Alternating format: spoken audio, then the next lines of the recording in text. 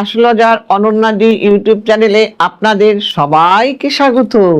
আজকে কি নিয়ে বলবো? আজকে বলবো যে 1433। দিদি আপনি তো সবাইটা বললেন, আমাদের সিংহ রাশিটা বললেন না, তাই এখন বলছি সিংহ রাশি নিয়ে আপনাদের কেমন যাবে এই বছর।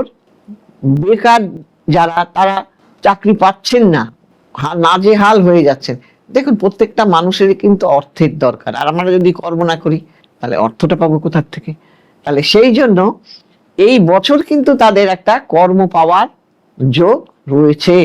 যারা এতদিন ধরে চেষ্টা করছিলেন না, খুঁজছেন, তারাই পাবেন। এবং কর্মে উন্নতিরও যোগ রয়েছে। এবং এই বছর বিবাহের যারা চেষ্টা করছেন, কিছুতেই বিয়ে হচ্ছিল না, তাদেরও কিন্তু এবার একটা সুবর্ণ সুযোগ, বিবাহের যোগ প্রবল। কিন্তু গাফিলতি করবেন না। আমরা অনেকে ভাবি কি জানেন তো, এই ছেলেটা ভালো না, ওইটা ভালো না, এইসব করবেন না। এর মধ্যে থেকেই আপনাকে, যেহেতু এই বছরটা আপনার জন্য ভালো, আপনি এই বছরই এর মধ্যে থেকে খুঁজে নেবেন, দেখবেন আপনার বিয়ে হয়ে যাবে। এইবার যারা প্রেমের মধ্যে যুক্ত, তাদের কিন্তু প্রেমের ক্ষেত্রে সম্পর্কের উন্নতি হবে, যোগ রয়েছে। মানে সম্পর্কটা খারাপ ছিল, এখন আরো ভালো হবে। মাতৃস্থানীয় ব্যক্তি, তাদের দ্বারা কিন্তু আপনারা কিছু উপকৃত হতে পারেন। সদ্গুরু লাভ করবেন। যারা এতদিন ধরে গুরু খুঁজে বেড়াচ্ছিলেন, তারা কিন্তু সদ্গুরু লাভ করতে পারবেন। লটারিতেও কিন্তু আপনাদের প্রাপ্তি যোগ আছে। ইনকাম বৃদ্ধি পাবে, আপনাদের অর্থের জায়গাটা বেড়ে যাবে। সন্তান নিয়ে কিন্তু আপনাদের মাঝে মাঝে চিন্তা মধ্যে পড়ে যাবেন, সেই বিষয়ে একটু সাবধান থাকবেন।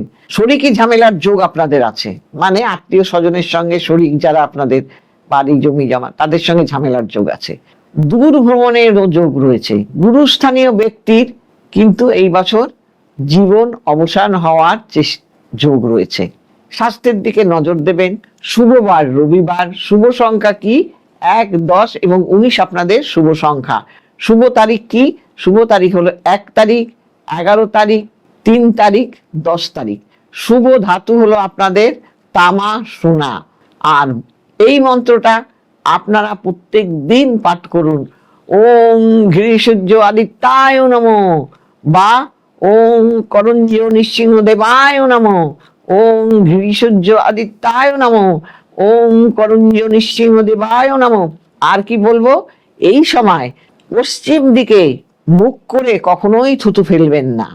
এবং এই সময় কোনো পিতৃস্থানীয় ব্যক্তিদের সঙ্গে দুরাচার করবেন না, তাদের অসম্মান করবেন না, তাহলে কিন্তু আপনাদের দুর্ভোগ নেমে আসবে জীবনে।